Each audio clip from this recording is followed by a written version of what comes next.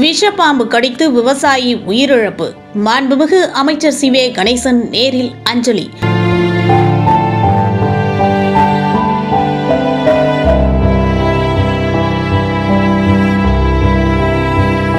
கடலூர் மாவட்டம் தீட்டக்குடி சட்டமன்ற தொகுதிக்கு உட்பட்ட மங்களூர் கிராமத்தில் நேற்றைய தினம் விவசாய நிலத்தில் வேலை பார்த்துக் கொண்டிருந்த செந்தில் என்பவரை விஷப்பாம்பு கடித்ததில் உயிரிழந்தார்.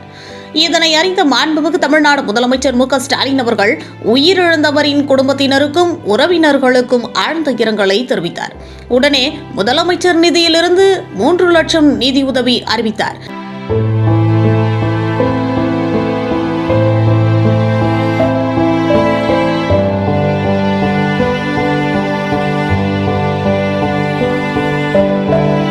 இந்த நிலையில் இன்று மாண்புமிகு தொழிலாளர் நலன் மற்றும் திறன் மேம்பாட்டுத்துறை அமைச்சர் சி.வே. கணேசன் அவர்கள் உயிரிழந்த செந்தில் அவர்களின் இல்லத்திற்கு நேரில் சென்று மலர் மாலை அணிவித்து அஞ்சலி செலுத்தினார்.